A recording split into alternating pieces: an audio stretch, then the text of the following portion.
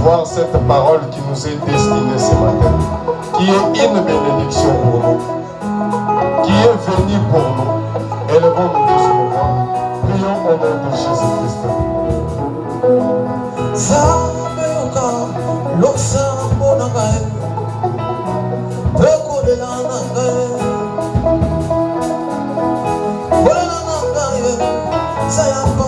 Jésus, ringo na yetu ndi motema.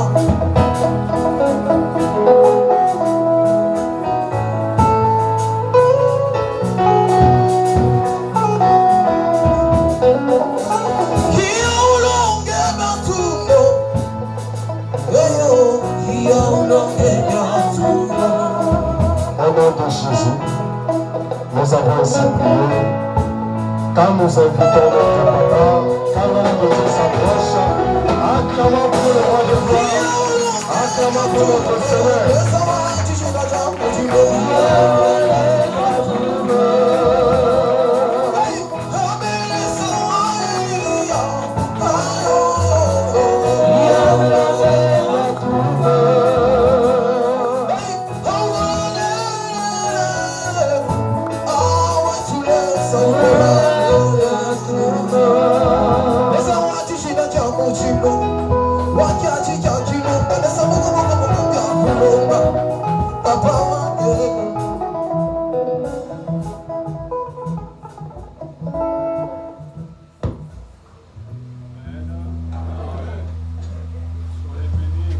Amen.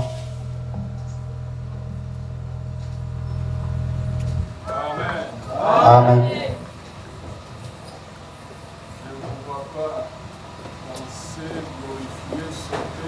Nazomona yo kopina kokumisa kopumbwa te.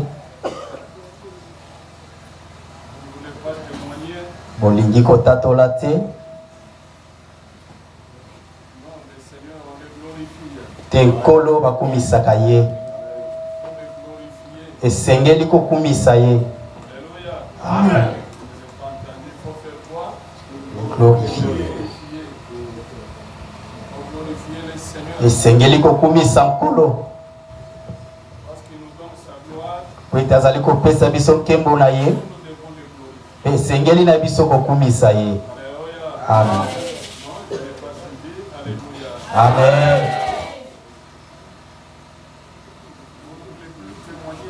Bozali kolinga lisusu kotatola te eza malamu te. Bozali kobomba oyo Nzambe azali kosala. Ezali bino te nde bozali kosala yango. Ezali nkolo. Esengeli kozongisela ye nkembo oyo esengeli na ye. Alingi bino.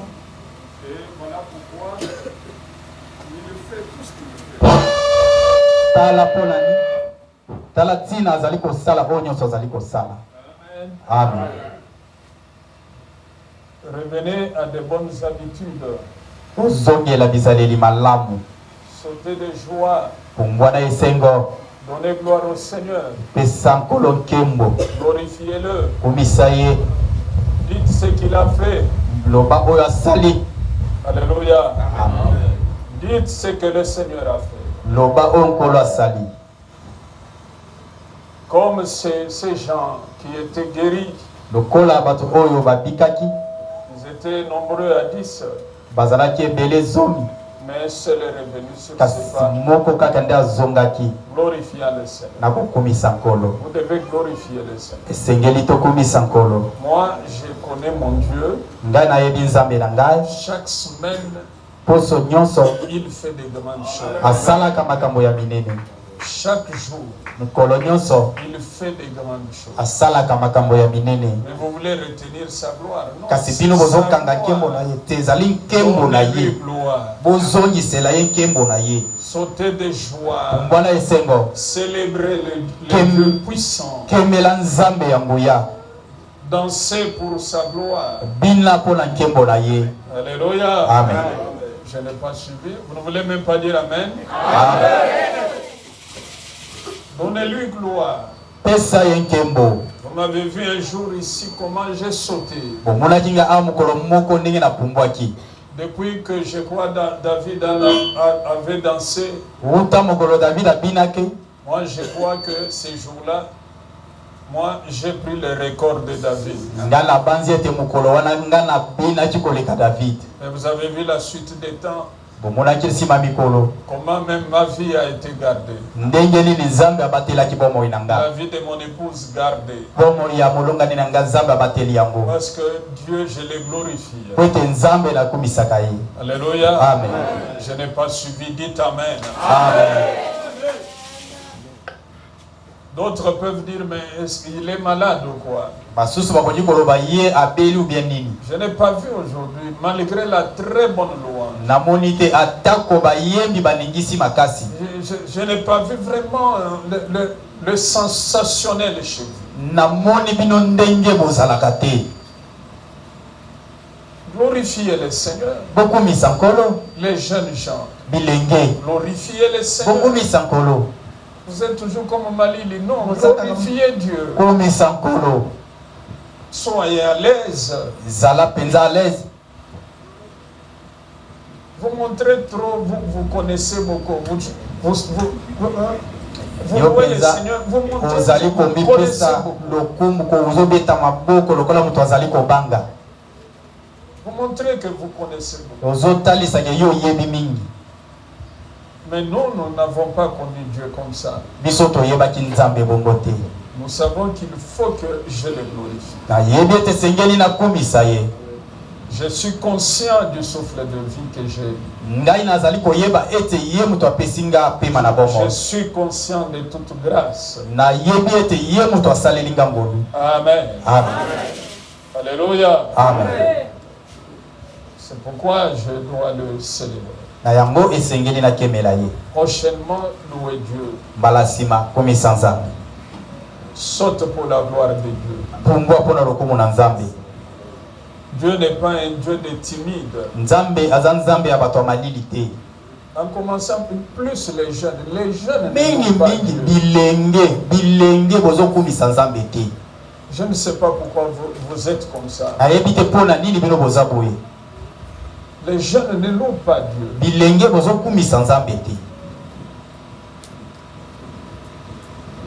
Ce n'est pas bon que tout ce qui respire loue le Seigneur. Si on ne loue pas Dieu, à qui on donnera la force? À qui on rendra la gloire? Louez le Seigneur. Célébrez-le. Témoignez. Honorez son nom. Montrez au diable que nous sommes supérieurs. Il est écrit dans Apocalypse. Ils l'ont vaincu par le sang de l'agneau et par la parole du témoignage. Alléluia. Amen. Je n'ai pas suivi. Alléluia. Amen. Il faut le célébrer. Amen. Amen. Il faut le glorifier. J'aime des gens comme ça qui louent Dieu, qui ont déjà tout donné au Seigneur. C'est très important. Que Dieu soit béni. Lève ta tête, dis Amen plus fort.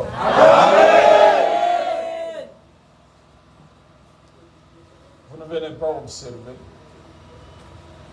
pour voir comment les gens dansent et chantent quand il y a la musique. Non, non. Je vais prochainement commencer à me mettre devant vous tous les jeunes.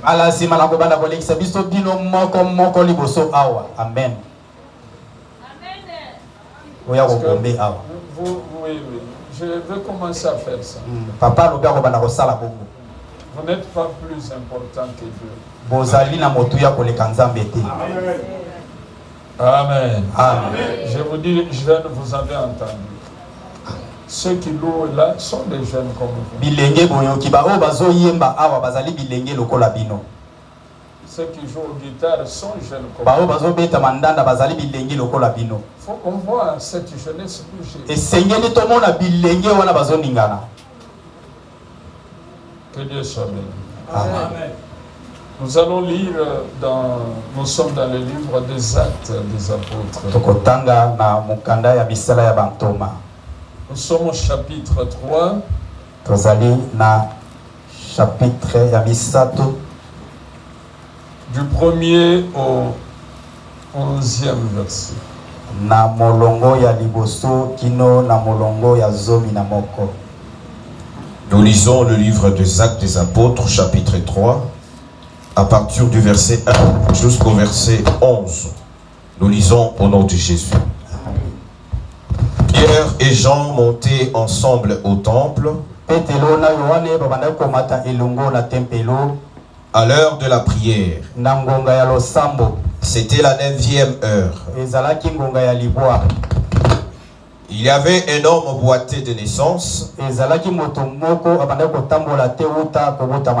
qu'on portait et qu'on plaçait tous les jours à la porte du temple appelée la Belle,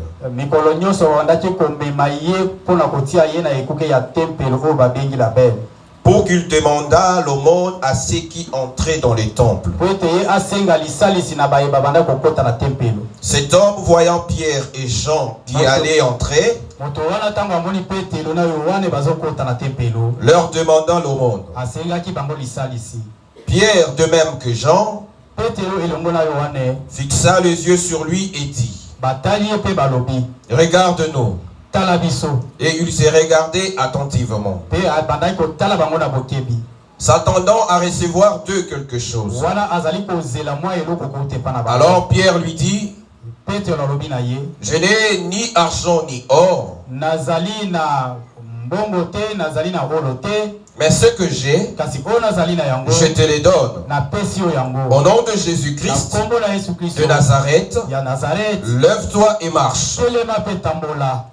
Et les prenant par la main droite, il les fit lever. Au même instant, ses pieds et ses chevilles devinrent fermes. D'un saut, il fit debout et il s'est mis à marcher. Il entra avec eux dans les temples, marchant, sautant et louant Dieu. Tout le monde le vit marchant et louant Dieu. Il reconnaissait que c'était celui qui était assis à la belle porte du temple pour demander l'aumône, et ils furent remplis d'étonnement et de surprise au sujet de ce qui lui était arrivé. Comme ils ne quittaient pas Pierre et Jean,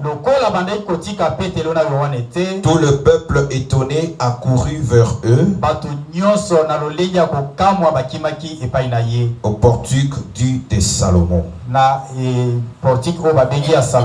Amen. Amen. Prions. Seigneur, nous te louons. Nous te rendons grâce pour ta parole. Je sais que tu nous l'as destinée ce matin. Elle est pour nous la vie, le chemin et la vérité. Elle est notre lumière, une lampe à nos pieds pour que nous puissions marcher dans ce monde ténébreux, dans ta clarté, dans ta splendeur. Merci Seigneur de nous faire grâce, de la comprendre et de la saisir. Au nom de Jésus, nous avons prié. Amen. Amen.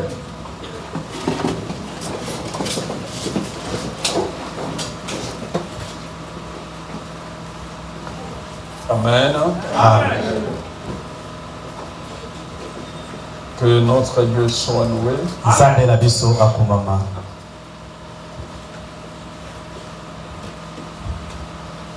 Je bénis le Seigneur qui nous fait grâce, oyo asali biso ngolu, qui nous soutient, azali kosunga biso, qui fait éclater sa gloire dans nos vies. oyo azali kotalisa nkembo na ye na bomoi na biso.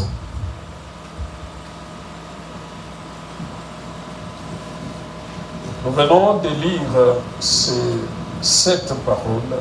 Tuti kotanga kiloba oyo. Je sais que le Seigneur a le pouvoir de guérir. Na yede te nkolo azali na makoki ya kopikisa. Le Seigneur a le pouvoir d'aider les hommes. Nkolo azali na makoki ya kosunga bato. Le Seigneur a le pouvoir de consoler les hommes. Nkolo azali na makoki ya kobondisa mitema ya bato. Cet homme était boiteux et vivait de la bonne volonté des hommes. Moto oyo azalaki mokakatami pe abandaki kobika na lisungi ya bato. Il ne pouvait rien faire parce qu'on l'entraînait chaque jour afin qu'il demande l'aumône auprès de ceux qui sortent ou ceux qui entrent dans le temple. Akokaki kosala eloko moko te po ete mikolo nyonso esengelaki bamema ye na ekuke asenga lisalisi na baebandaki kokota pe kobima na tempelo. Mais un jour, kasi mokolo moko les choses changent. makambo ebongwani. Les choses changent Makambo ebongwani parce que po ete quelqu'un est passé par là. moto moko alikaki wana. Cet homme-là, Moto wana c'est Jésus, eza Yesu, c'est le Saint-Esprit. ezali Molimo Santo. Lui n'a pas vu Jésus, Ye amonaki Yesu te, il n'a pas vu le Saint-Esprit. amonaki Molimo Santo te, Il a vu Pierre, amonaki Petelo, il a vu Jean, amonaki Yohane. mais en eux, Kasi kati na bango ce n'était pas quiconque d'autre. ezalaki moto mosusu te, C'était lui-même, kasi ezalaki ye moko, le Seigneur de grâce, nkolo ya ngolu qui est capable oyo aza na makoki de consoler ya kobondisa ceux qui sont dans la souffrance. bango bazali kati na pasi. Quand l'événement s'est passé, Ntango likambo wana esalemaki, la parole nous dit, nous renseigne liloba elobi na biso boye que cet homme s'est mis debout, ete moto wana atelemaki, ses chevilles, ses pieds, ses jambes makolo na ye ont été matambe affermis ezwaki makasi et il était debout. pe abikisamaki. Sa réaction, la réaction de cet homme, Moto wana eloko ya liboso asalaki il louait le Seigneur. ezalaki ya kokumisa nkolo. Pourtant, il n'était pas là pour le Seigneur. Nzoka ye azalaki wana mpona nkolo te, Il était là pour ses affaires. azalaki wana mpona makambo oyo etali ye, Comment il doit vivre, ndenge nini ya kobika, comment il va tenir le coup de sa vie. ndenge nini ye akomema bomoi na ye. Mais Jésus, l'ayant vu, Kasi Yesu amonaki ye, a transformé, abongoli, a changé abongoli le train de sa vie. lolenge na ye ya kobika. Bien-aimé, c'est possible. Molingami ekoki mpe kosalema, Il est toujours là, azali kaka wana afin d'accomplir mpona kokokisa tout ce qu'il a, il a résolu. oyo nyonso ye akani. C'est comme ça que cet homme, Na yango moto wana infirme qu'il était, mokakatami na lolenge azalaki, il expérimente abiki quelque chose de nouveau. likambo ya sika, Il est sur ses pieds. atelemi, Il marche atamboli et il est en compagnie pe azali kotambola elongo des apôtres. na bantoba. Alors c'est un peu étonnant. Ezali kokamwisa, Ça trouble un peu. ezali kopalanganisa makanisi ya bato. Les gens accourent Bato bakimi, et cet homme, Qu'est-ce qui s'est passé? Comment cela peut-il arriver? Nous n'avons pas vu une ambulance. Nous n'avons pas vu d'orthopédiste ici. Mais comment cet homme est debout? Ils étaient étonnés. Voilà le sujet de mon enseignement ce matin. On a besoin d'une explication. Le thème de ce matin, on a besoin d'une explication. Je répète, on a besoin d'une explication. Pourquoi une explication? Cet homme est venu infirme. Comment est-il arrivé à être debout? C'est étonnant. D'où vient cela? Je suis sûr ce matin, puissamment fortifié par le Saint-Esprit, que tu peux être venu infirme. On aura besoin d'une explication pour savoir comment cela est arrivé. L'explication, c'était pour savoir comment cela est arrivé. Répète avec moi, on a besoin d'une explication.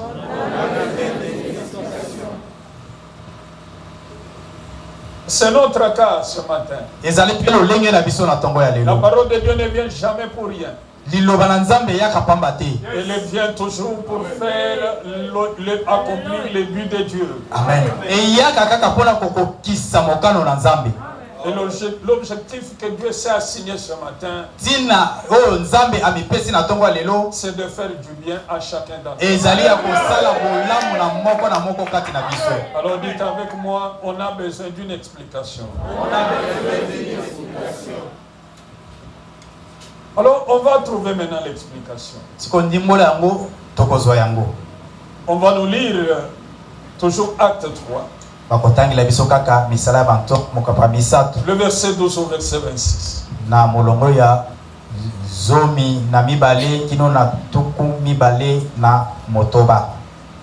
Actes des Apôtres, chapitre 3, à partir du verset 12 au verset 26. Pierre, voyant cela, dit au peuple, Hommes israélites, pourquoi vous étonnez-vous de cela? Pourquoi avez-vous le regard fixé sur nous? Comme si c'était par notre propre puissance ou par notre piété que nous eussions fait marcher cet homme. Le Dieu d'Abraham, d'Isaac et de Jacob, le Dieu de nos pères, a glorifié son serviteur Jésus, que vous avez livré et renoué devant Pilate, qui était d'avis qu'on le relâcha. Vous avez renoué le saint et le juste, et vous avez demandé qu'on vous accordât la grâce d'un meurtrier. Vous avez fait mourir le prince de la vie, que Dieu a ressuscité des morts. Nous en sommes témoins. C'est par la foi en son nom que son nom a raffermi celui que vous voyez et connaissez. C'est la foi en lui qui a donné à cet homme cette entière guérison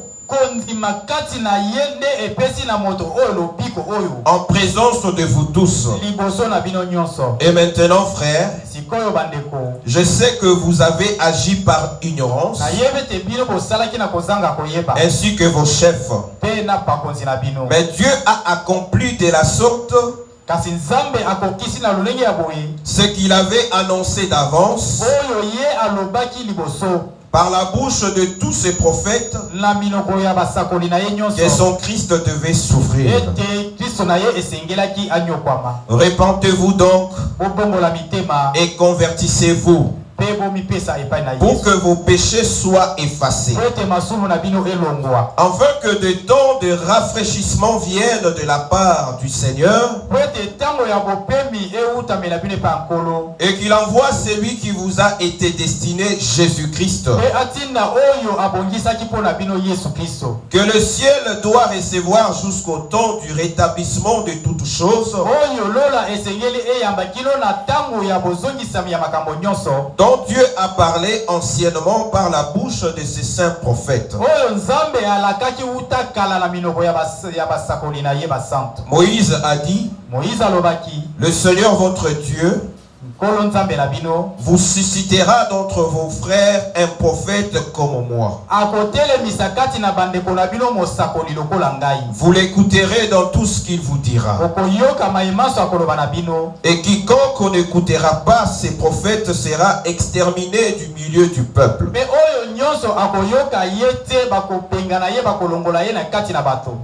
Tous les prophètes qui ont successivement parlé depuis Samuel ont aussi annoncé ces jours-là. Vous êtes le fils des prophètes et de l'alliance que Dieu a traitée avec nos pères en disant à Abraham, toutes les familles de la terre seront bénies en ta postérité. C'est à vous premièrement que Dieu, ayant suscité son serviteur,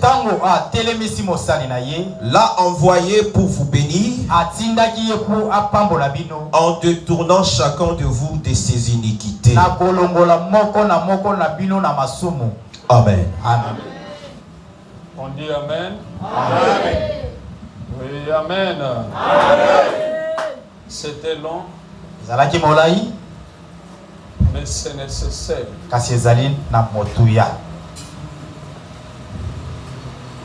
Nous sommes devant un acte qui étonne. Comment cela est-il arrivé?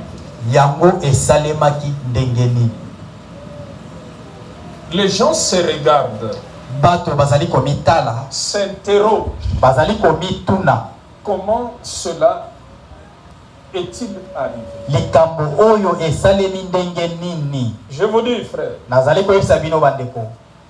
les choses que je vais vous dire, le Saint-Esprit me les a confiées pour que, pour ce qui concerne votre vie, que l'on puisse un jour se poser la question: comment cela est-il possible? Et aussi, devant quoi que ce soit, que le monde s'interroge: est-ce encore possible que des choses comme ça arrivent? Quelqu'un dit Amen avec moi? Amen. Devant la mort, devant la maladie, devant tout ce que vous connaissez comme choc de la vie, que les gens soient là et disent: c'est encore possible. Ce que nous voyons là, est-ce que nous voyons bien, ou bien nous pouvons douter de la capacité de nos yeux? En ce que je veux dire, je voudrais vous dire, bien-aimés, cela est possible. Amen. Cela est possible qu'on puisse chercher l'explication à ce que à ce qui vous arrive, à ce que vous faites, qu'on s'interroge et qu'on se demande. Alors, pour ne pas laisser la confusion planer dans les têtes des gens, Pierre prend la parole et explique ce qui s'est passé. Cet homme, c'est vrai, il était infirme. Et maintenant, il marche. Je vous dis, bien aimé, cet homme était aveugle, mais maintenant il voit. Cet homme était mort, mais maintenant il a la pleine vie. Voici l'explication que nous vous donnons. La première chose que Pierre donne comme explication, il dit ceci: Dieu a fait éclater sa gloire au milieu de vous. Je crois que ça doit être le verset 13. Dieu a fait éclater sa gloire au milieu de vous. Écoutez-moi, le Seigneur à tout moment, quand sa gloire paraît, il y a toujours ce qui est événementiel. Il y a quelque chose qui va agir, transformer la vie des hommes. La gloire de Dieu ne paraît jamais d'une manière stérile. Quand il y a la gloire, un miracle va se suivre. Quand la gloire de Dieu est là, un prodige est possible. Alléluia. Ensuite, Pierre dit, c'est le nom de Jésus qui a fait que cet homme, que vous connaissez mendiant, abandonne sa profession et loue Dieu comme vous le voyez. Et il dit, c'est la foi en son nom. Quand on s'attache au nom de Jésus, c'est le nom, le seul nom, qui donne la vie, qui donne la paix, qui est capable d'affermir les jambes qui sont fatiguées. Et l'apôtre dit au peuple, l'explication que nous voulons vous donner, c'est Jésus, bien qu'il a été humilié au milieu de vous, mais Dieu lui a donné un nom qui est au-dessus de tout nom. Alléluia. Et il est écrit dans Philippiens 2, afin qu'au nom de Jésus, tout genou fléchisse dans les cieux, sur la terre et en dessous de la terre. Mon frère, ma soeur, la thérapie de ta vie,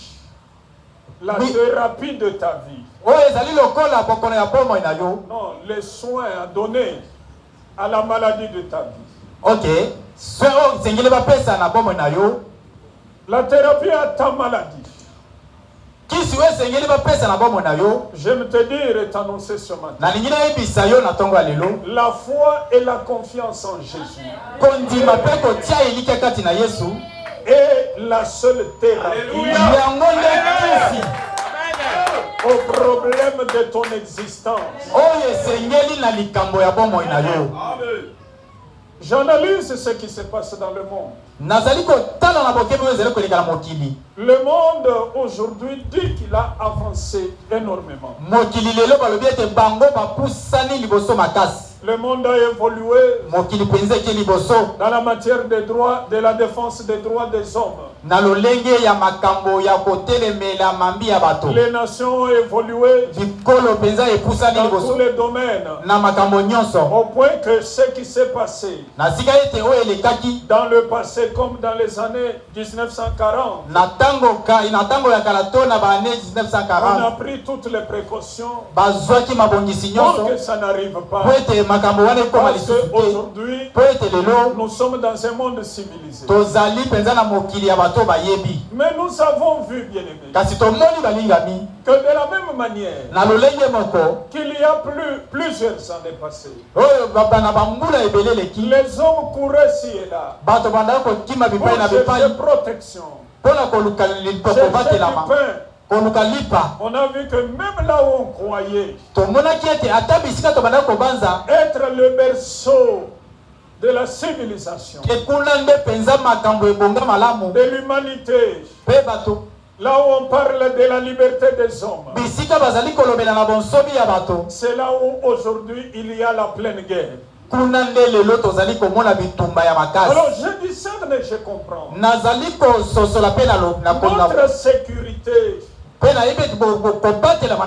dépend pas de l'évolution des textes qui régissent ce monde. Ne pensez pas que l'ONU a pris des lois de ceci et telle chose n'arrivera pas.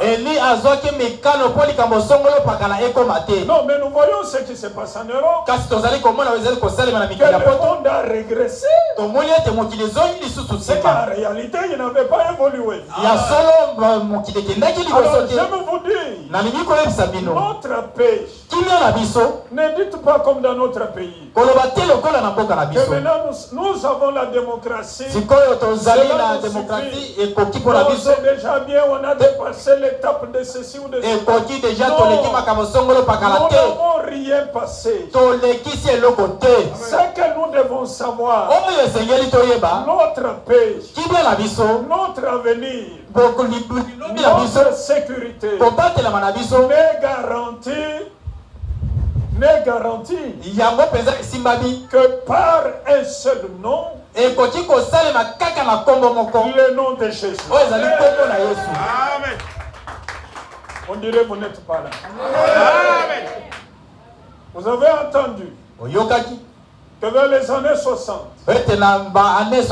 telle tribu s'est liguée contre telle tribu. Dans les années 90, au Katanga, telle tribu a s'est liguée contre telle autre tribu. Vous vous dites non, ça c'est du passé. Non, moi je peux vous dire, ce n'est pas l'homme. Ce n'est pas les évolutions qui garantissent notre avenir. C'est le nom de Jésus. Je vous dis bien aimé, c'est le seul nom qui va nous aider pour que celui qui est au Katanga, celui qui est à Kisangani, celui qui est à Matadi, même s'il n'est pas ressortissant de cette province, qu'il soit en paix, un seul donne la paix, un seul garantit la paix. Jésus est le prince de paix.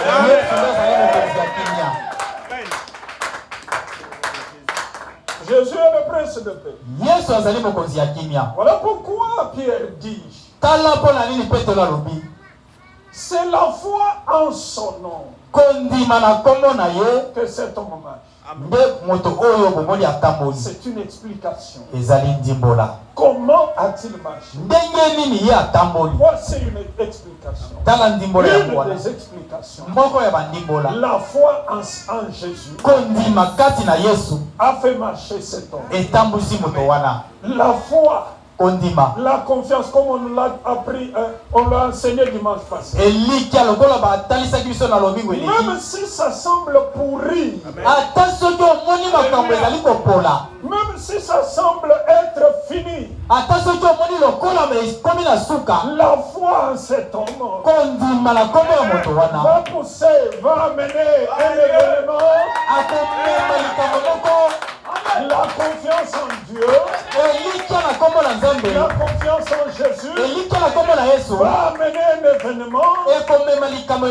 qui nécessitera qu'on donne une explication. Alléluia. Amen. Comment est-il devenu comme ça? Oui, j'ai dit. Le Saint-Esprit nous a dit. Il guérit ceux qui avaient la maladie de SS. Cela peut-il arriver comme ça? Ça arrive parce que nous avons confiance. Nous avons foi en ces noms-là. Oh, est-ce que vous êtes là? Amen. J'ai confiance en ces noms-là. C'est ce qui fait que mes enfants étudieront. Je connaîtrai de meilleures choses. Je connaîtrai la sécurité. Parce que j'ai confiance en son nom. Regardez bien aimé, quand Bartimée a placé la confiance en son nom, il a crié de David, aie pitié de moi. Les gens disaient à Bartimée, tais-toi, il n'y aura rien. Qui viendra te voir? Toi, tu es un aveugle, ferme ta bouche. Mais parce qu'il criait, il plaçait sa confiance.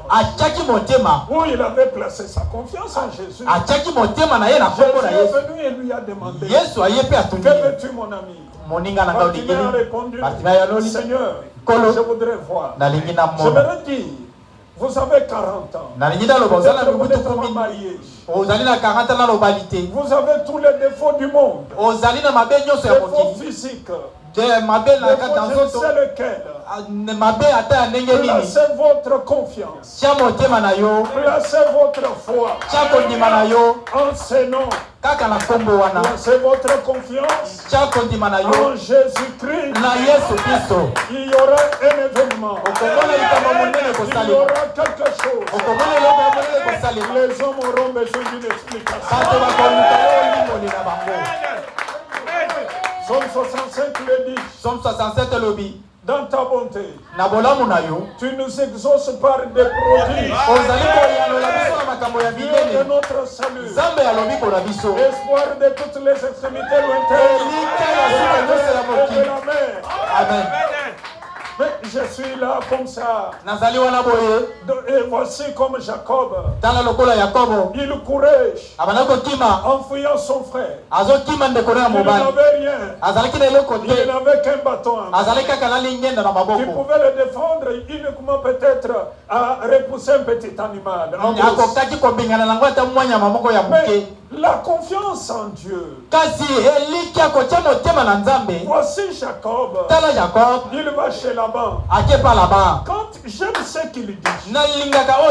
Quand il retourne de son voyage chez Laban, que dit la parole? Il dit à Dieu, Seigneur, au même lieu ici, je n'avais qu'un bâton en main. Mais voici maintenant je retourne, je forme deux camps. Vous n'avez pas compris. Je forme deux camps.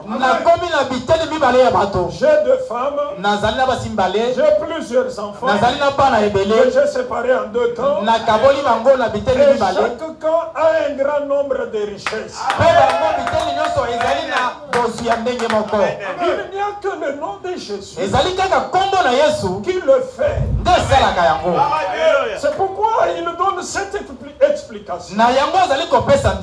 Voici l'explication. Vous voulez vous aussi vivre de pareilles choses? Homme d'Israël, vous voulez vivre ça? Croyez en ce nom. Croyez en ce nom. Vous n'allez pas mourir sans connaître les merveilles de Dieu.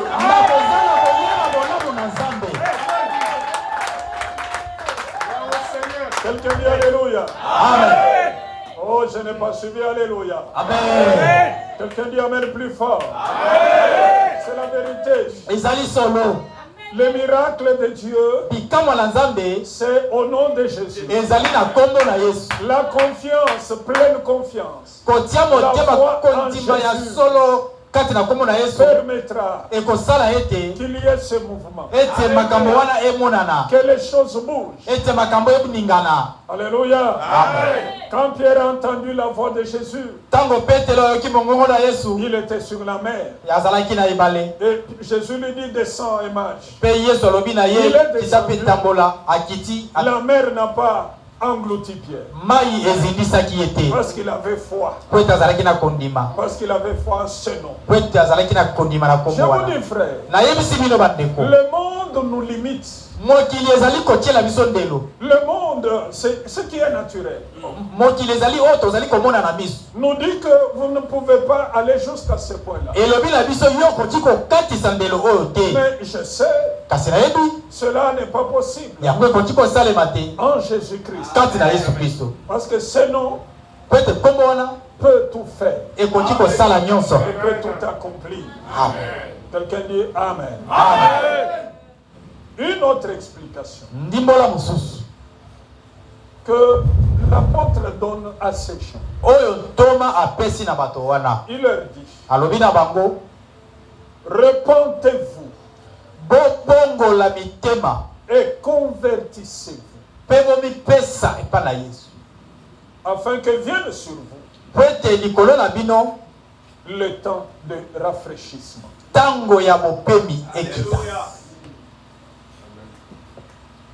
Dans ma version, ce verset dit, changez votre comportement et tournez-vous à Dieu afin que vienne sur vous le temps du repos, le temps du rafraîchissement.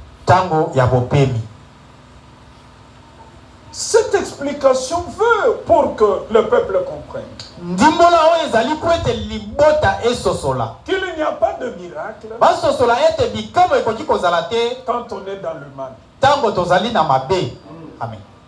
Il n'y a pas de miracle quand on est dans le péché. Voilà pourquoi il dit repentez-vous. Mais dans ma version, on dit changez votre comportement. Écoutez bien, aimés. Dieu est là. Il est saint. Il est pur. Il est parfait. Le Saint-Esprit dit à ces gens, vous voulez vivre ça? Répentez-vous. Changez votre comportement. Parce que tel que vous êtes là, mes frères, Dieu vous voit. Le mal, selon Ésaïe 53, selon Ésaïe 59, le mal est un frein à la manifestation de la toute-puissance de Dieu. Le mal est un frein. Le péché est un frein à la manifestation de la toute-puissance de Dieu. C'est ainsi Dieu vous considère. À partir de votre être, que dit la parole, tout votre être, l'esprit, l'âme et le corps, soit gardé irrépréhensible, soit gardé pur devant le Seigneur. C'est ainsi, mes frères, Dieu considère chaque partie de notre existence. Notre esprit, quel est l'esprit qui nous anime? Notre âme, quel est son état? Notre corps, qu'est-ce que nous en faisons? Frère, lis-nous Ndeko. 1 Corinthiens 6, rapidement. Tangola biso 1 Corinthiens 6. Le verset 19. Verset 19. 1 Corinthiens 6, 19. 1 Corinthiens chapitre 6, le verset 19. Ne savez-vous pas que votre corps est le temple du Saint-Esprit qui est en vous, que vous avez reçu de Dieu, et que vous ne pouvez et vous ne vous appartenez point à vous-même. Amen. Je prends seulement le corps. Ne savez-vous pas que votre corps est le temple du Saint-Esprit? La conclusion, vous ne vous appartenez pas. Alors, si, mon ami, vous êtes dans l'impudicité, toute personne qui est encore dans l'impudicité crée un frein terrible à la manifestation de la puissance de la gloire de Dieu. Vous êtes dans les impuretés. Toutes les impuretés que vous connaissez. Dans le chambre, vous êtes là. Dans l'enivrement, vous êtes là. Dans les injures, vous êtes là. Dans les fétiches et la magie, vous êtes là. Dans la sorcellerie, vous êtes là. Dans la haine et jalousie, vous êtes là. Que dit la parole? Ne savez-vous pas que vous ne vous appartenez pas? C'est ainsi le Saint-Esprit donne l'explication. Vous voulez des grandes choses? Oui, c'est possible. Changez votre comportement. Alléluia. Amen. Vous voulez des grandes choses? Oui. Mais changez votre comportement.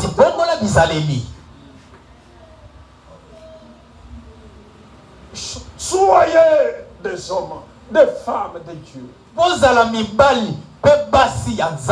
Parce que la parole dit, votre corps est le temple du Saint-Esprit. Amen.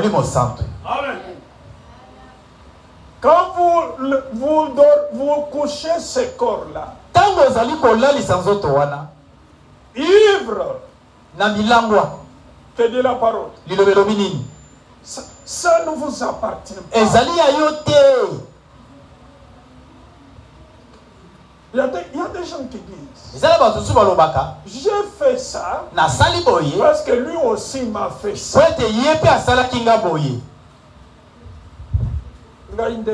Comment lui peut aller prendre de femmes? Moi, femme, je vais rester comme ça.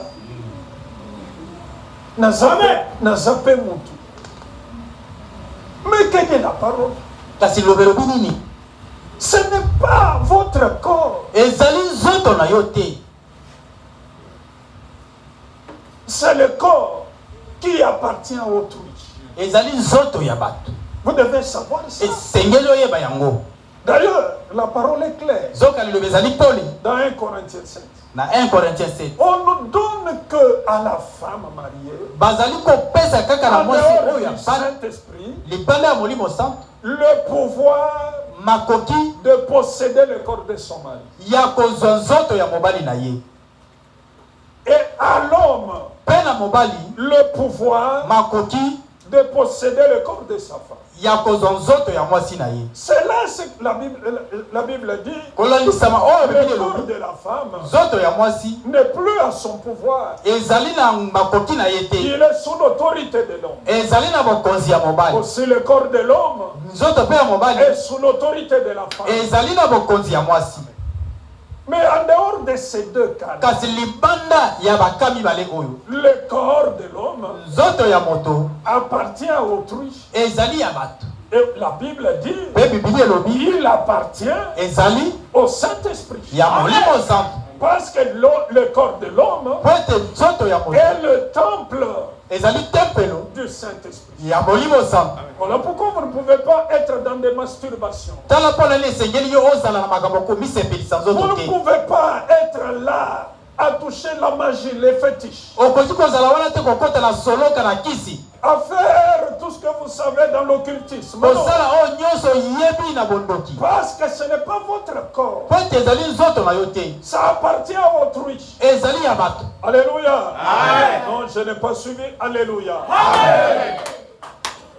J'ai dit ici. Parce que vous devez m'écouter. Dans la révélation que j'ai eue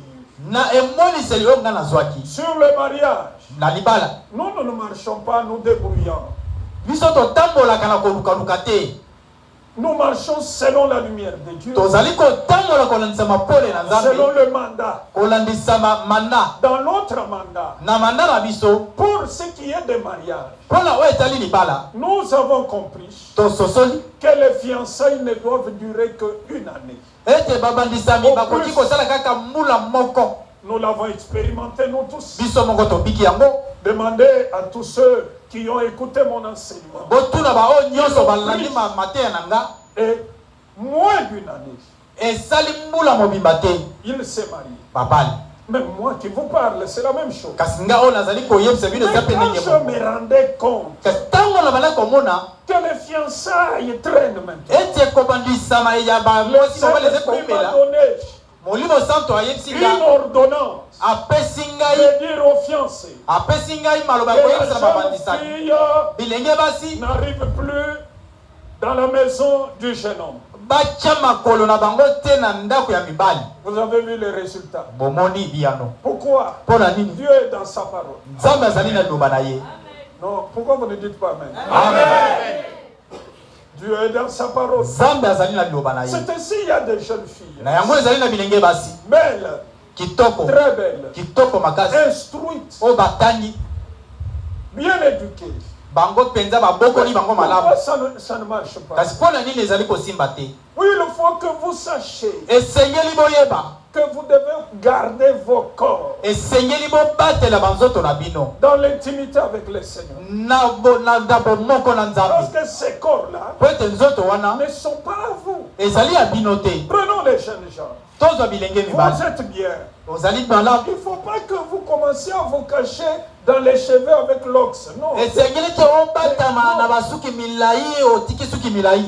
y a des très bonnes choses qui peuvent vous valoriser, que Dieu a déjà gardé pour vous. Mais parce que vous n'en avez pas, vous vous cachez sous la gloire de l'ox. Qu'on vous voit que vous êtes évolué. Que nous puissions vous voir que vous êtes évolué. Tout ça pourquoi? Parce qu'on ne sait pas comprendre que le corps que vous avez appartient au Saint-Esprit. Il est temps. Jeune homme, j'ai conduit la première voiture moi dans ma vie. J'étais au début de l'année de 26 ans. Non, attendez, je calcule un peu. Oui, 25 ans. 25 ans. Voilà. Et j'ai commencé à conduire ici à Kinshasa. Peut-être tu en as 33. Cher frère, tu penses que ce sont des choses qui vont venir. Mais Dieu a déjà préparé ça. Des grands voyages. Pour que je te bénisse, si tu vas en Chine, à Dubaï, en Turquie, en France, aux États-Unis, tu as des magasins ici. Ce sont des choses déjà à ton âge. Mais comme tu ne veux pas, et que ton corps n'est pas gardé dans la sainteté. Tu es en train de fabriquer ta propre gloire. Bien coiffé l'ox. Body bien cinglé. Et très bon jean. Ketch, je ne sais quelle marque. Et vous êtes content. Et quand on me voit, on me respecte. Non. Au niveau où tu es, ce n'est plus les choses qui devaient être encore à ta portée. Amen. Quelqu'un m'écoute? Amen. Je ne dis pas que ne soyez pas propre, mais quand on commence à voir que tout ce que maintenant tu fais, c'est cela, la défensive. Quand j'ai mis ce body, le cinglé, ça c'est quoi? Non. Je sors la griffe derrière là. Je ne sais pas quel nom. On dit, voilà, il y a un homme là-bas. À la caprobre. C'est la caprobre. Or, à ce temps-là, tu devais être très loin. En train de faire des choses pour lesquelles les gens vont se demander, chercher à obtenir une explication. Quelqu'un dit Alléluia. Amen. Alors écoutez, lis encore frère. 1 Corinthiens 3, 16, 17. 3, 16, 17. 1 Corinthiens chapitre 3, le verset 16 et 17. Ne savez-vous pas que vous êtes le temple de Dieu et que l'Esprit de Dieu habite en vous? Si quelqu'un détruit le temple de Dieu, Dieu le détruira. Car le temple de Dieu est saint et c'est ce que vous êtes. Amen. Amen. Parmi vous, il y en a qui savent. S'ils se méconduisent, ils tombent malades. Il y a des blocages. Il y a tellement beaucoup de choses mauvaises qui arrivent. Qu'est-ce qui arrive? C'est l'accomplissement de 1 Corinthiens 3, 16 et 17. 1 Corinthiens 3, 16 et 17. Ne savez-vous pas que vous êtes le temple de Dieu? Alors, celui qui détruit le temple de Dieu, le Dieu le détruira. Vous comprenez, frère? Ma soeur, il y en a beaucoup. Il y a des choses qui nous arrivent parce que Dieu trouve que vous détruisez son temple. Alors comment vous le détruisez? Il vous détruit alors. Est-ce que quelqu'un m'écoute? Amen. Quelqu'un m'écoute? Amen. Parce que vous détruisez le temple. C'est comme ça que Dieu aussi. Il dit, je vais te détruire. C'est comme ça que vous voyez. Il y a des gens en phase de destruction. Et destruction avancée. Il y a des gens en phase d'être de démontage. Et un démontage avancé. Pourquoi?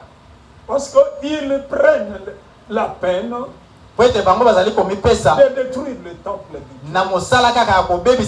Et en retour, Dieu les détruit. Alors c'est ce que Pierre dit. Changez votre comportement. Convertissez-vous. 2 Corinthiens 5:17. 2 Corinthiens 5:17. Tous ceux qui sont en Jésus, ils sont une nouvelle créature. Les choses anciennes sont et toutes choses sont devenues non. Quelqu'un dit Amen. Amen. Je vous dis frère, écoutez bien l'explication. Une fille qui a pris soin. Voici maintenant 5 ans. On dit mais elle est devenue frigide. Oui, on se moque. Mais je dis, parce qu'elle a gardé son corps dans la fidélité. Dans la sainteté. C'est lui qui m'a envoyé de vous parler. Me dit de vous dire, ma soeur, tu ne resteras jamais dans la honte. Un événement se passera. Je dis un événement se passera. Quelque chose arrivera dans ta vie. Et on cherchera à savoir comment cela est arrivé.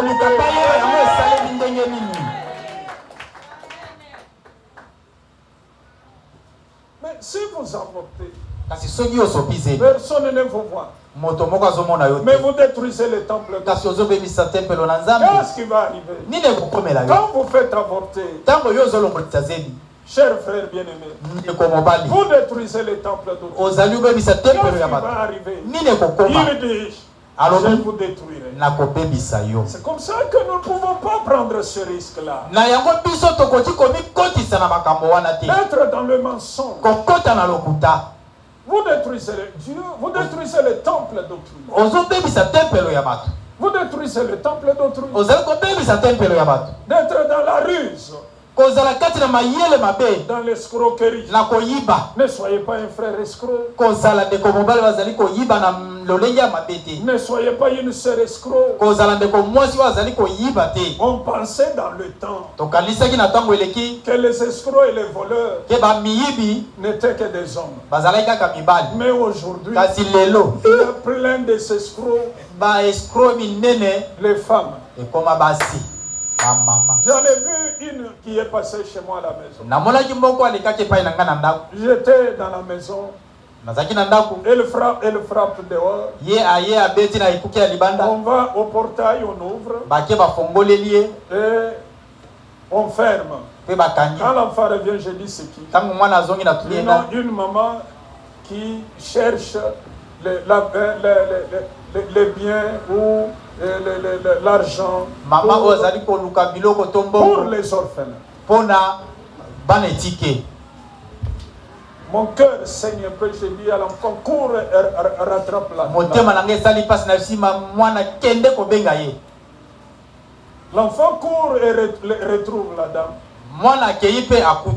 Elle avait son sac marqué en main.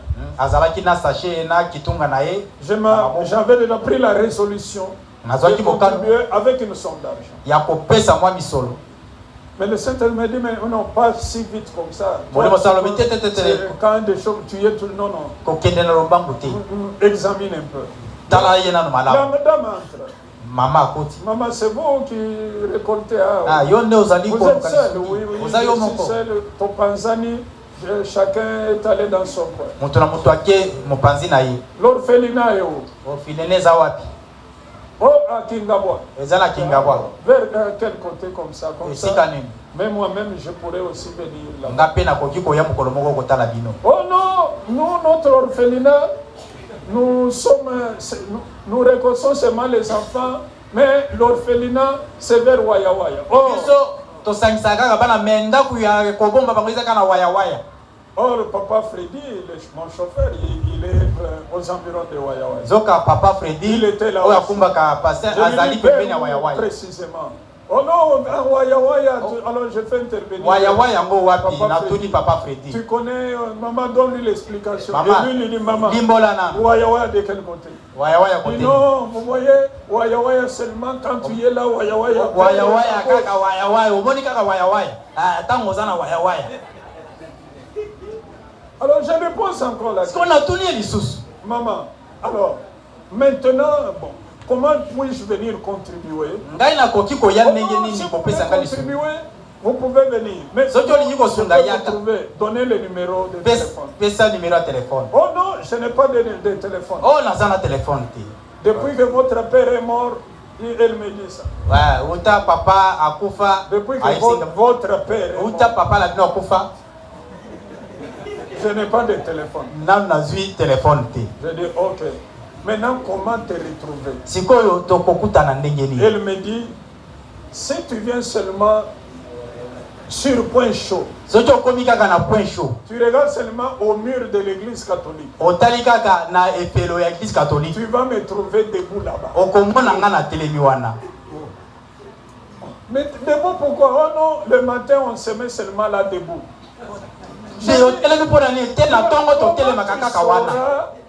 Comment tu sauras que moi je viens pour te trouver là debout? Ah papa, vous-même vous pouvez arriver à la conclusion. J'ai compris qu'elle n'est pas dans la vérité. Je lui ai dit ça va. Je passais. Ça va, donc c'est dire que aujourd'hui même les dames sont dans ça. Voilà pourquoi la parole me dit, vous voulez vivre ce que vous voyez. Ou bien expérimenter cela, changez votre comportement. Et tournez-vous à Dieu. Que le peuple de Dieu dise Amen. Amen. Dis, cela me concerne. Cela me concerne. Plus fort, cela me concerne. Cela me concerne. L'autre explication, parce que je vais terminer. Comment cela est-il arrivé? Pierre, par le Saint-Esprit, dit à vous qui êtes là, vous n'êtes pas de n'importe qui. Vous êtes des fils de prophètes. Écoutez-moi bien, chers frères et chers sœurs. Vous êtes fils de prophètes. Ça veut dire vous êtes héritier des prophètes.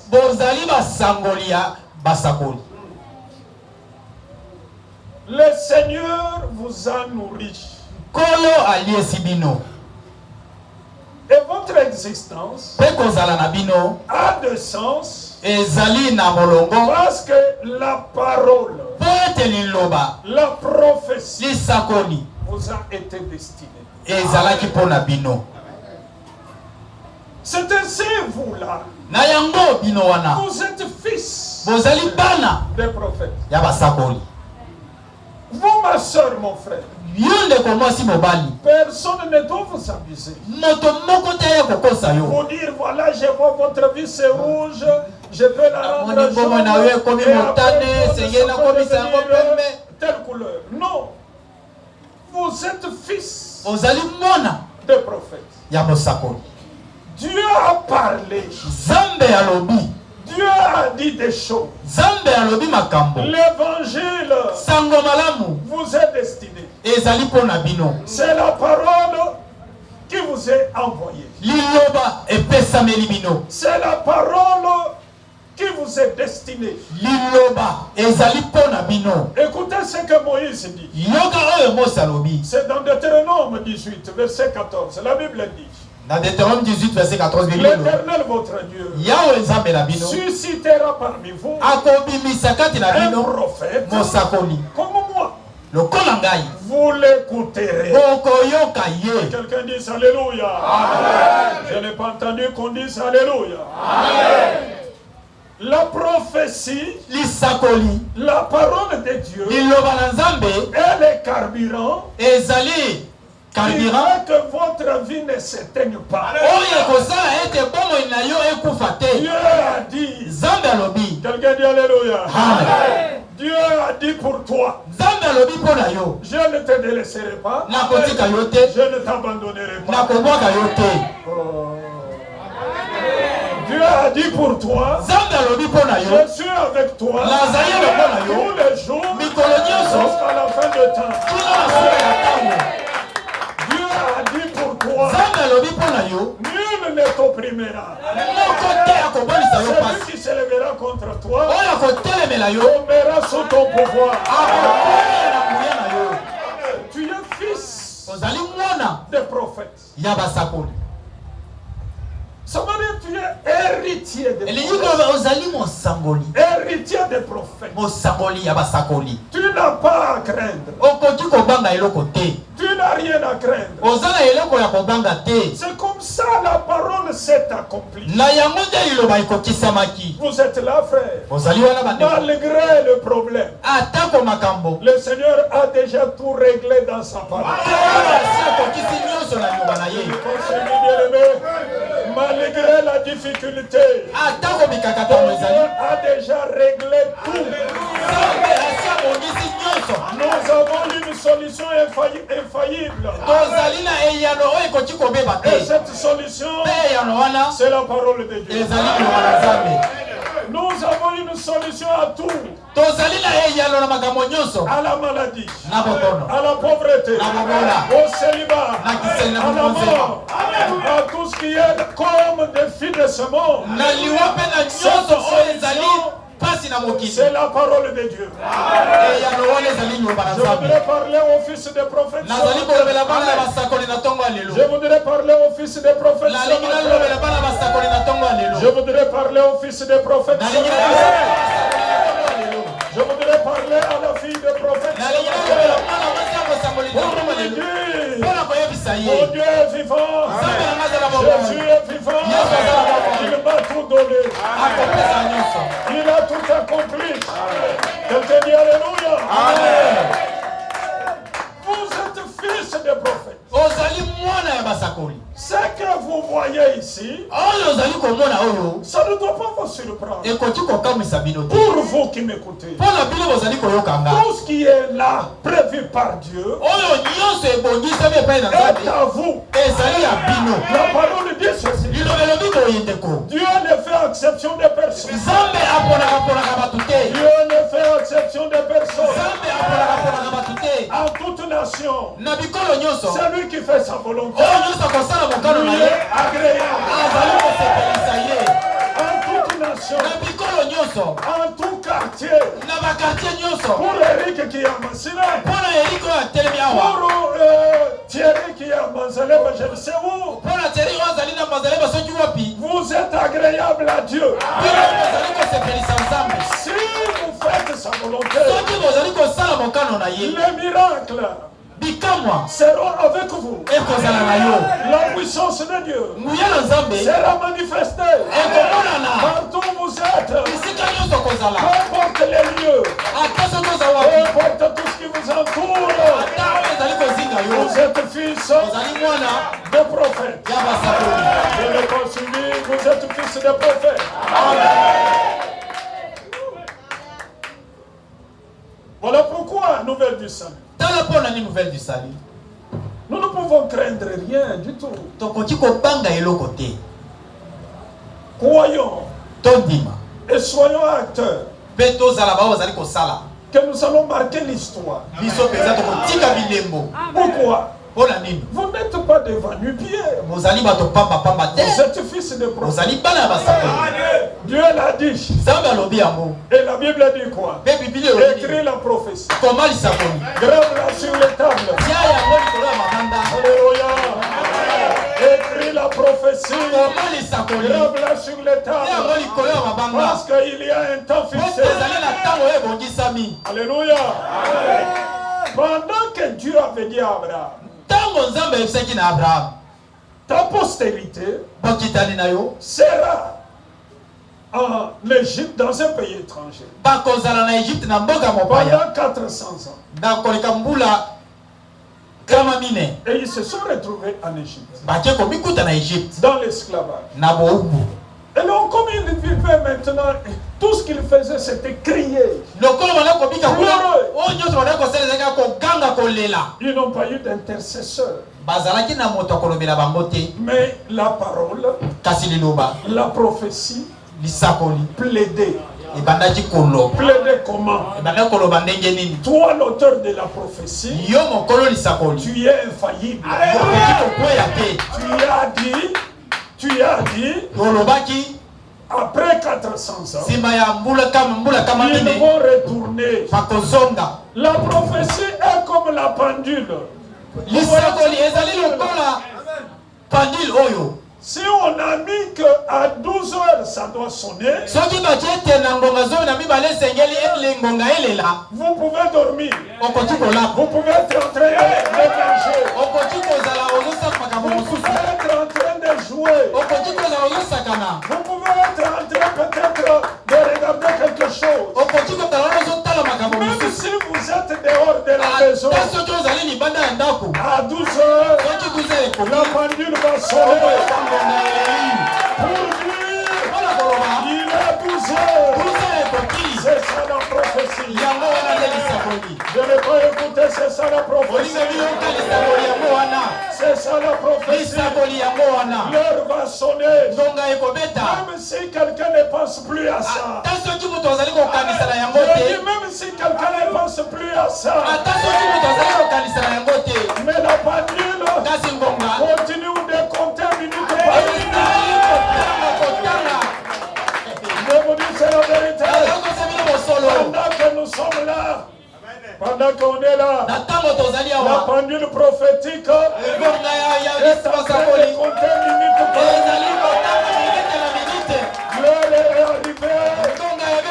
La sonnerie va déclencher. C'est l'accomplissement. Vous dites Amen. Amen. C'est l'accomplissement. Comment cela arrive? Mais c'est l'accomplissement. Vous êtes fils de prophète. Comment cela arrive? Comment on peut vous chercher? Kinshasa a plus de 30 millions d'habitants peut-être. Mais comment le choix va tomber sur vous? La pendule était réglée. Est-ce que quelqu'un m'écoute?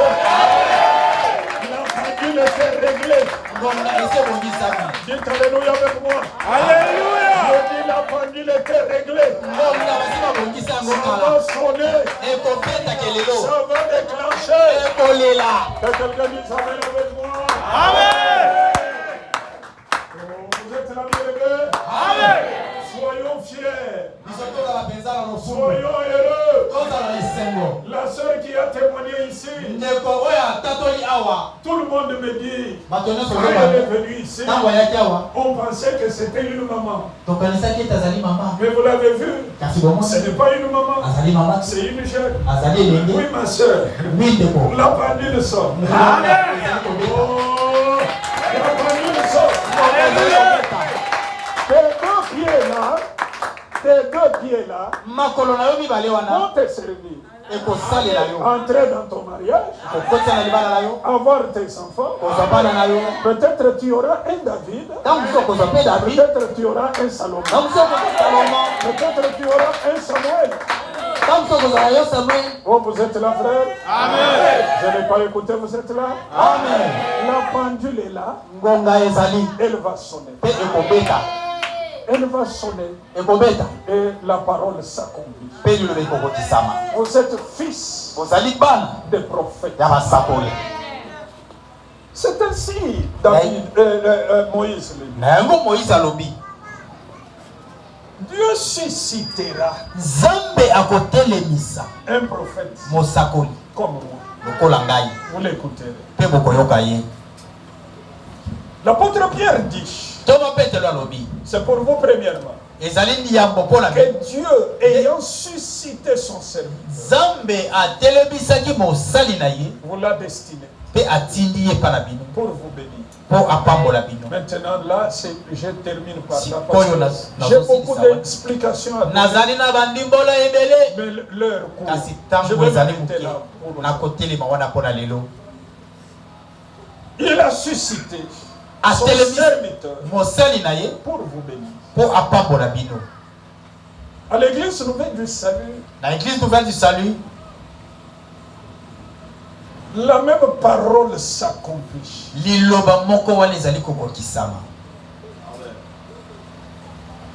Le Seigneur suscitera parmi vous un homme comme moi. Ça c'est Moïse.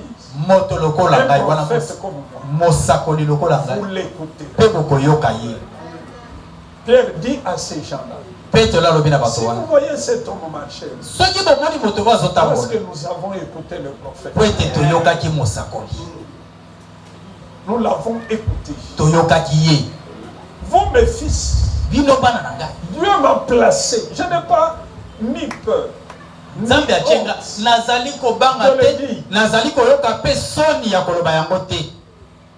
Il m'a placé devant vous. Il m'a placé devant toi. Je sais. Pourquoi? Afin que tu sois béni. Tu as une prophétie. Tu as une parole. Tu as un mandat. Et dans cette prophétie, Dieu est derrière afin d'exécuter tout ce qu'il a prévu. C'est ainsi que vous devez écouter. Voici le cheminement. Moïse a prophétisé. Il parlait de Christ. Christ est venu. Il a annoncé le Saint-Esprit. Quand le Saint-Esprit arrive, il ouvre la bouche de Pierre. Le paralytique ne voit ni Moïse, ni Christ, ni le Saint-Esprit. Devant lui, il voit Pierre, il voit Jean. Et Pierre lui dit, regarde-nous attentivement. Il a regardé attentivement. Et Pierre lui parle. Nous n'avons ni or, ni argent à te donner. Ce que nous avons, nous te l'accordons. Au nom de Jésus, et marche. Pierre tend la main, le met debout. Ce n'est pas la main du Saint-Esprit. Physiquement, ce n'est pas la main du Saint-Esprit. C'est la main d'un homme. Je vous dis, frère, vous voulez aller très loin. Écoutez-moi. Je vous dis vrai. Vous voulez aller loin? Écoutez-moi. Je suis ce prophète que Dieu a placé devant vous. Afin que par votre vie,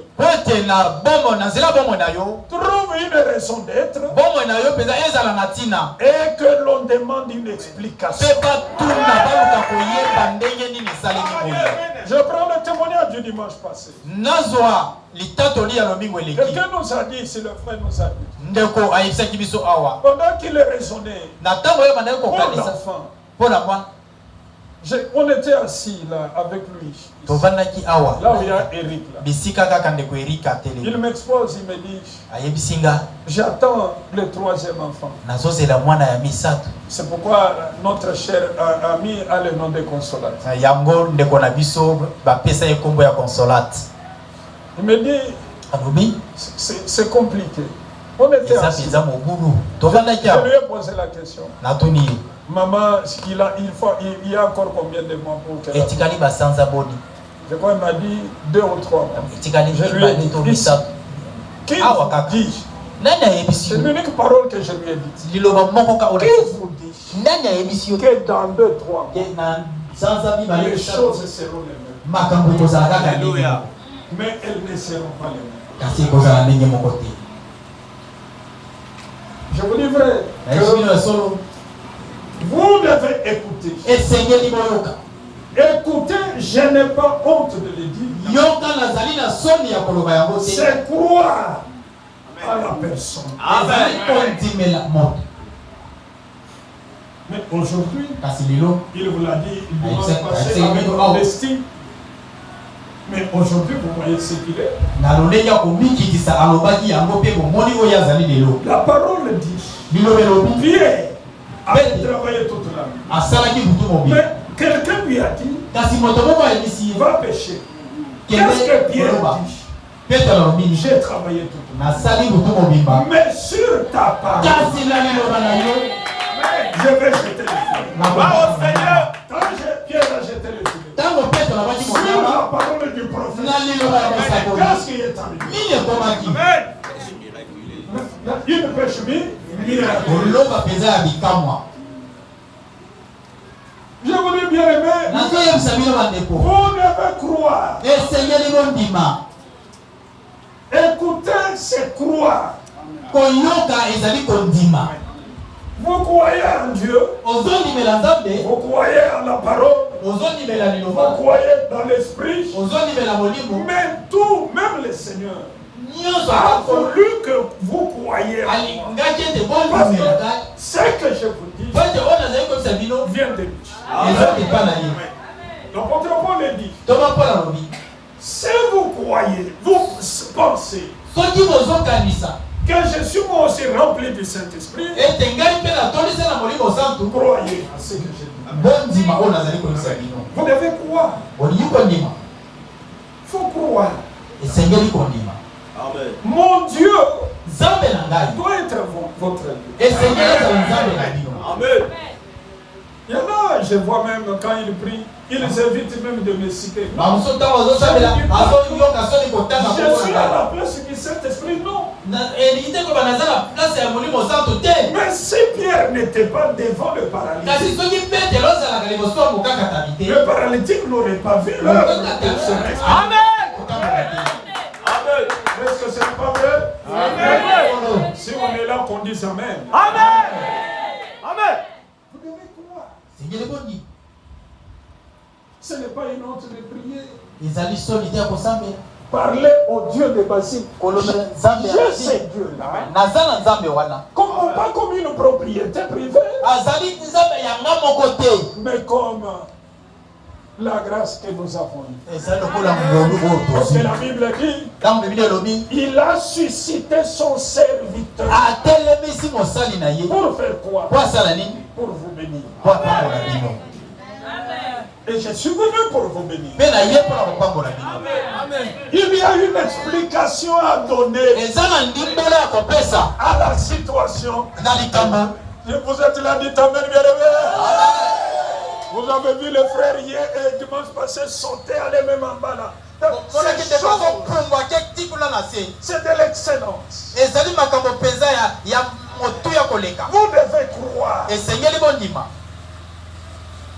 Et si vous dites, vous entrez dans le mandat. Vous entrez dans ce mandat. Et vous connaissez le bénéfice de ce mandat. L'onction que Dieu a déversée pour que ce mandat se réalise. Vous devez croire. 2. Le prophète placé devant vous. Vous devez l'honorer. Le couple qui m'a habillé ce matin, vous pensez que Dieu va faire vous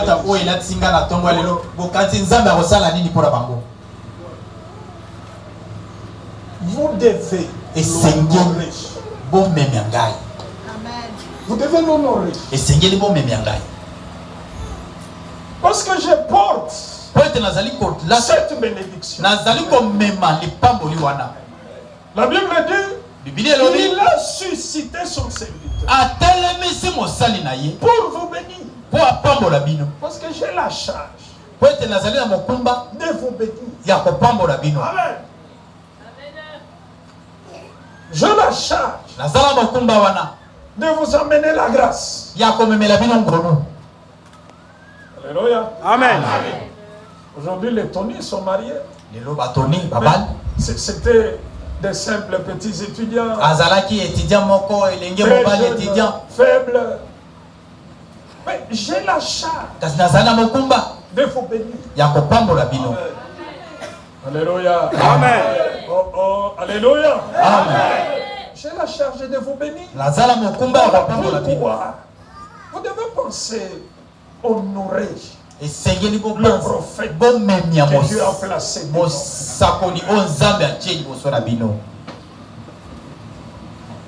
L'honorer vous-même, vous savez ce que vous pouvez. L'honneur, non seulement matériel, l'honneur, même dans votre caractère. Amen. Les jours que les Samaritains ont refusé d'accueillir Jésus, Jésus n'a fait aucun miracle. Si vous voulez vivre sans miracle, méprisez-moi dans votre cœur. Quand vous me méprisez, vous méprisez celui qui m'a envoyé. Et même moi aussi, si je sais que vous me méprisez. Comme Christ qui n'avait rien fait pour les Samaritains, je dois aussi me refuser de prier pour vous. Mais je ne le fais jamais. Je ne le ferai jamais.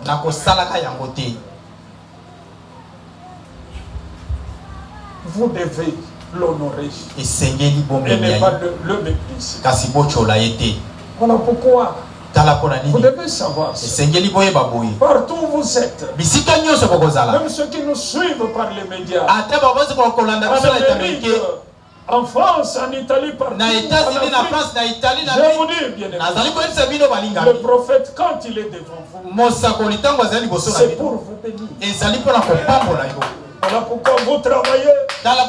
Sachez que on doit honorer le prophète. N'attendez pas que moi je vous dise, ah non, est-ce que vous ne pouvez pas venir me donner $100? Non.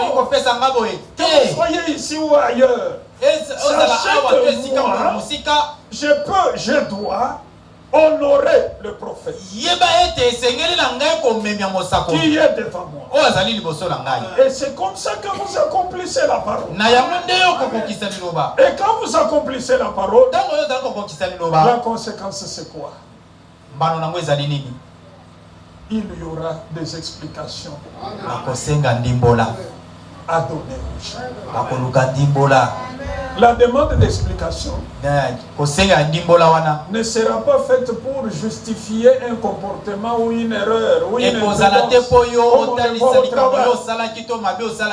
mais vous aurez à donner des explications pour éclairer les gens. Quelqu'un dit Alléluia. Pour éclairer les gens. Que voici, j'étais là. Si je suis là, voici. Je suis un fils de prophète. Quelqu'un dit Alléluia. Oh, Alléluia. Amen. Je suis un fils de prophète. Et Dieu vous bénira. Le Seigneur va étendre sa main. Et il va vous épanouir. Comment cela est-il arrivé que ce paralytique marche? Il y a des explications. Comment cela est arrivé? Vous qui étiez comme ça, un homme ordinaire, vous donnez aujourd'hui la joie quand on vous voit. Il y a des explications. Mais qu'est-ce qui est arrivé, mon ami? Qu'est-ce qui se passe? Ce qui se passe, c'est que j'ai cru en Dieu. J'ai cru en Jésus. Je suis un fils d'un prophète. Et j'ai été béni. Quelqu'un croit qu'il est béni ce matin? Amen. Je pose la question. Quelqu'un croit qu'il est béni ce matin? Quelqu'un croit qu'il est béni ce matin? le Seigneur bénisse sa parole.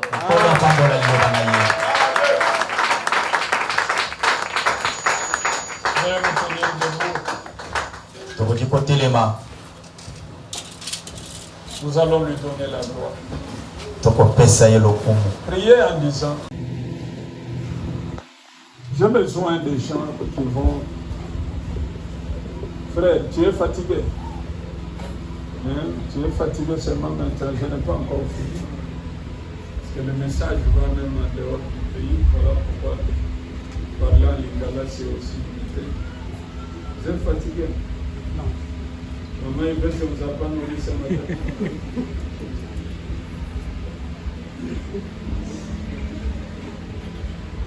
J'ai besoin, il y a une campagne qui va être organisée. La semaine du 9 août jusqu'au 14 août. Le dernier jour, nous serons dehors. Nous allons vendre un podium. Nos instruments, les fils sont, on m'a dit, c'est au-dessus du plafond, on ne sait pas bouger. On va poser...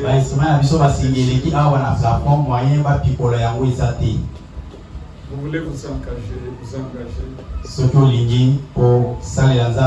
Vous allez venir ici devant. Je ne vais pas vous demander publiquement le montant que vous voulez consigner, même vous qui êtes dehors.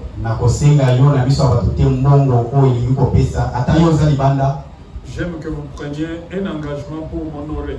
Vous savez, je ne demande pas souvent des choses comme ça. Si je le fais, je sais ce que le Saint-Esprit m'a dit. Quand vous allez vous avancer, c'est le protocole qui écrira votre engagement. Vous pouvez avancer. Vous êtes fils, vous êtes fille de Basile. Vous voulez servir les dieux de Basile. Vous voulez prendre un engagement. Ça demande beaucoup d'argent. Parce que ça va prendre une semaine. Une semaine commencera par des conférences, campagne, et on terminera avec cette journée de gloire dehors. Alors ça demande beaucoup d'argent. On m'a dit beaucoup de dollars, des milliers de dollars. Approchez, je vous bénis. Venez vite, vous voulez vous engager. Venez, je vais vous vous amenez ce que vous pensez que en donnant, vous m'honorez moi aussi.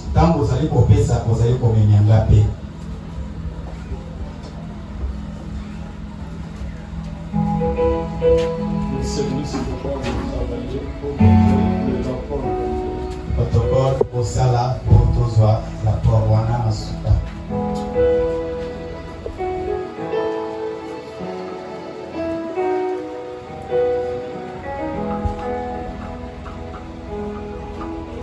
Vous êtes là, venez. Vous allez voir la Molinganiaka.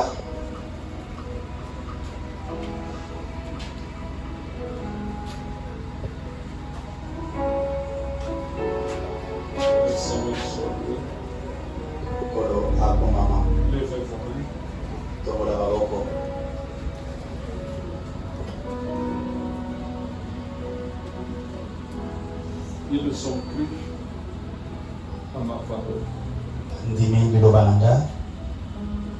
Dieu puissant, Père Saint,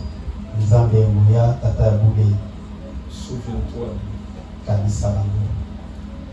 Ils ont cru en ce que j'ai dit.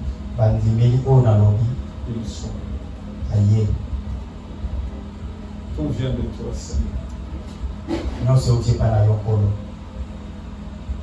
Tout vient de toi, Dieu puissant. Glorifie ton nom maintenant. Komisa kombo na yo sasa hivi. Na bomo ina bango. Glorifie ton nom, Seigneur. Komisa kombo na yo. Dans leur vie. Na bomo ina bango. Dans le nom de Jésus. Na kombo na Yesu. Je les déclare comblés. Na tatoli ete bazali ya kofuluka. Je les déclare épanouis. Nazali ete bango bazali peza kofuluka. Seigneur, tu as dit. Kolo yolobi. Quiconque me sert, oyo nyonso akosalela mon Père va l'honorer. tata na ngai akomemia ye. Père, Nzambe honore-les. memia bango. Honore-les. Memia bango. Là, ils vont enlever. Bisika bakolongola. Ça sera non pas une soustraction, mais un investissement. Kasi ekozala Cet investissement va produire kolona wana ekobota en termes de milliers. na lolingi ya bamillion Dans le nom de Jésus. na kombo na Yesu. Dans le nom de Jésus. Na kombo na Yesu. Amen. Amen. Avant que je prie pour vous, je pense que votre déclaration, vous ne venez pas ici